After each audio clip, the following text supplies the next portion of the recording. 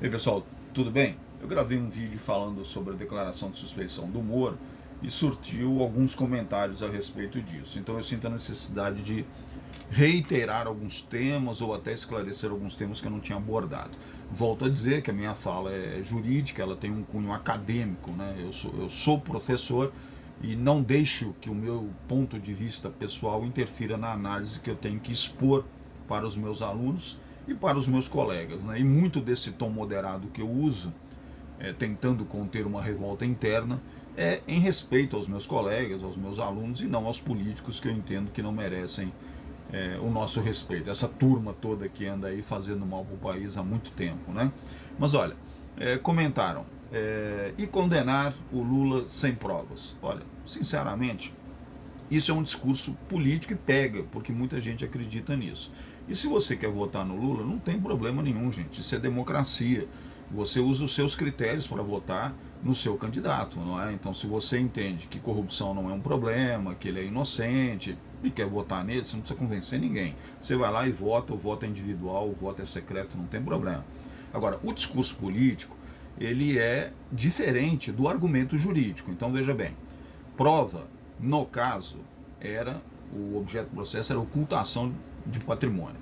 Então, quando se fala não há prova, olha só, nem o advogado do Lula diz que não há prova, né? O que se diz é o seguinte: não há prova que o triplex era do Lula. Ok.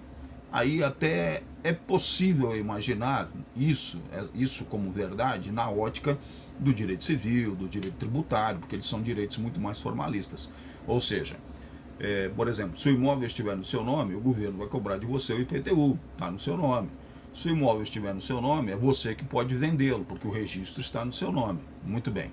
Agora, crime, o direito penal e trabalho, o direito trabalhista, eles têm um princípio diferente, que é a primazia da realidade sobre a forma, ou a busca da realidade real, ou seja, a apuração dos fatos independente dos documentos. Então, olhem só, por exemplo, embora você tenha assinado lá que recebeu equipamento de proteção individual, a empresa nunca te deu. Se você provar que nunca recebeu, você vai ser indenizado judicialmente.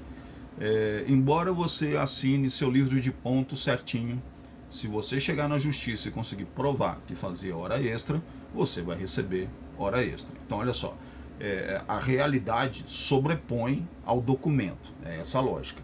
No direito penal também se faz isso.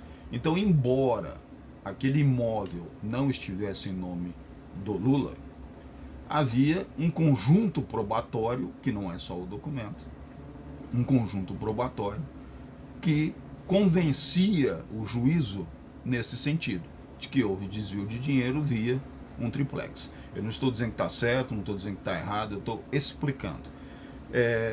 Tanto havia prova que, olha só, primeira instância, foi o Moro, declarado agora como suspeito.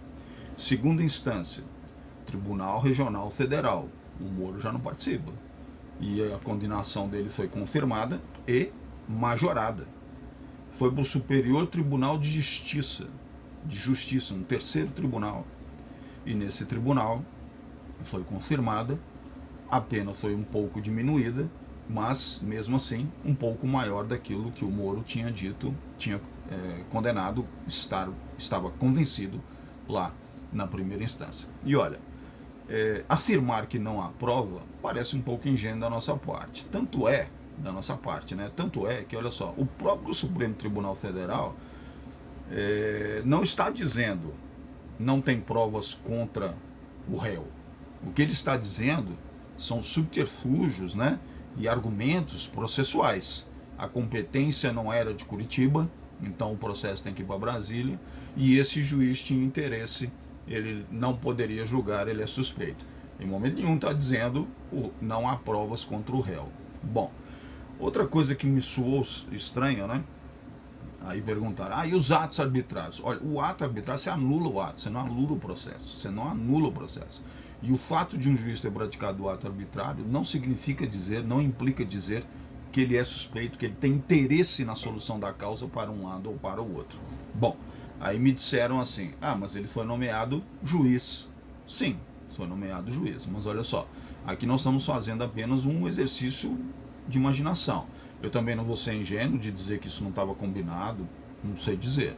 Mas olhem só, a condenação, os atos do Moro praticados no processo foram antes da eleição. Então não se sabia se o atual presidente seria eleito, se não seria eleito. Não se sabe se já havia esse compromisso de ser conduzido ao ministério. A gente não sabe. Então, assim, dizer que ele fez isso já de caso pensado é mera imaginação. Aí teria que vir ele a dizer realmente aconteceu isso, ou quem diz que ele é parcial, que ele teve interesse, é que tinha que provar. Eu não vou ser ingênuo, porque a gente é enganado por essa turma há muito tempo. E olha, aqui não é contra o PT que eu estou falando, não. A gente é enganado pela cúpula que governa o país há muito tempo. E outra distinção que eu preciso fazer. O fato de ser anulado o processo, a presunção de inocência, né, não significa dizer que o Lula, no caso, é inocente. Gente, presunção de inocência é o seguinte: se o Estado não conseguir provar que você é culpado, se pressupõe que você é inocente. Mas não quer dizer que você seja. Olha só, não conseguimos condenar o Collor, o ACM, o Maluf, o Aécio, o Jader Barbalho, o Adhemar de Barros, e aí vai, gente. É uma renca de políticos que roubam o país desde sempre, e a gente continua batendo palma e achando que isso está tudo certo, né? Mas a minha missão aqui é acadêmica, né? Então há uma distinção do discurso político. O Lula vai lá e diz que é inocente, mas há um argumento jurídico: ele não é inocente. E olha, mesmo que você não consiga provar, para mim está mais do que posto, né, que houve desvio no mínimo de 270 bilhões de reais, que é o apurado só de um órgão público do Brasil. Então imagina isso multiplicado por municípios, por 27 unidades federativas e por um governo federal durante 12 anos, né? Bom, os ministros do Supremo ontem me surpreenderam. Primeiro porque eu achei que o Gilmar Mendes realmente estava muito empenhado, né? E assim, normalmente quem atua com esse espírito combativo é o advogado, porque o advogado está defendendo um cliente, né? O advogado tem parte, ou é o Ministério Público, a Defensoria Pública, porque tem parte também. Ele fala pelo seu cliente, pelo seu procurado, né? Por aquele a quem lhe deu procuração. Ele fala, ele advoga, né? Ele advocare, né? Ele invoca a voz por alguém. Então esse cara tem espírito combativo porque ele tem lado, ele tem parte. Agora um juiz tem que ser imparcial. E ontem o que eu assisti foi assim um empenho fervoroso de alguns ministros, que destoa, no meu modo de ver, da toga. E um constrangimento também de outros juízes em concordarem lá com a tal declaração de suspeição. Eu senti um constrangimento. Mas olha, arrumaram argumentos processuais. Nenhum desses argumentos é de mérito. Ninguém diz aqui: o réu é inocente, porque o juiz deturpou todo o processo. Não foi isso que foi dito aqui, não. Bom, e aí eu queria contar rapidamente aqui duas historinhas, né? Rapidamente, gente. Quando eu fui coordenador de uma faculdade, numa das salas, se eu não me engano, 9º período, 10º período, tinha um aluno, havia um sumiço de celulares, de dinheiro, de carteira, coisas que ficavam na sala no horário do intervalo, sumia. Um aluno que não era muito frequente, quando ele ia, coincidentemente, era nesses dias que acontecia alguma coisa. Olha só, ninguém conseguiu provar que era esse aluno, ninguém. Mas fato é que os objetos sumiam quando ele estava. Portanto, recaiu a desconfiança sobre ele. E quando ele não estava, nada desaparecia. Portanto, gente, na dúvida, o que os colegas fizeram? Quando ele estava em sala, ninguém deixava os celulares, as carteiras à vista. Então me parece estranho que a gente volte a cogitar a ideia de votar em quem é corrupto. Isso me parece muito estranho. E mais uma historinha, vou contar mais duas, tá? Um aluno quando eu dava aula lá de condicional, eu falava de um tema, ele ia lá no computador dele lá, porque eu sou da época que não tinha computador em sala, e de repente passou a ter, né? E o aluno digitava lá o site do Supremo e dizia: professor, o senhor está falando aí, está diferente do que o Supremo diz aqui. Toda hora. Professor, mas o Supremo pensa diferente do senhor. Então deixa eu falar. Eu penso livremente, penso de forma acadêmica. Na época, eu defendia a ideia de que na sala de aula, na construção doutrinária, é que se criam ideias novas, teses novas, que um dia pode até chegar ao Supremo. E na minha ingenuidade momentânea, eu até defendi o Supremo por entender da sua necessidade. Hoje, eu tenho orgulho de pensar diferente do Supremo. Eu não penso igual ao Supremo e eu não concordo com os atos que o Supremo tem tomado com um olhar político e não jurídico. Ô, gente, é fácil. Não quer falar de Lula? Tudo bem. Vamos falar aí da condenação em segunda instância.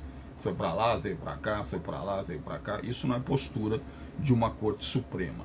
E por fim, só contar mais uma história aqui. Meus filhos defendiam isso, defendiam aquilo. Um deles começou a trabalhar e começou a ter desconto de imposto de renda. E aí ele falou assim para mim: pô, é ruim, né? Tá descontando, eu que trabalho e desconta de mim. Eu falei: ah, mas tem o lado bom, né? Porque a necessidade de manutenção do Estado, a máquina pública e o equilíbrio social. Ele falou: ah, sim, isso é importante, o equilíbrio social. E eu falei: agora, eu fico revoltado, porque ele me perguntou: mas por que você reclama tanto? Eu fico revoltado, realmente, porque esse mesmo dinheiro do tributo que sai de mim, sai de você, é o mesmo dinheiro da corrupção, que a turma se enriquece, essas famílias que estão ricas em virtude do dinheiro do nosso esforço. E é por isso que eu sou um cara muito revoltado com corrupção e não consigo entender quem perdoa atos de corrupção chancelados na urna. É isto. Pessoal, qualquer dúvida, à disposição. Eu acredito no Brasil, sim. Eu deixei uma impressão ruim. Acredito, sim. Daqui a uns 500 anos a gente vai mudar e a gente vai ser um país melhor. Rock and roll, um abraço.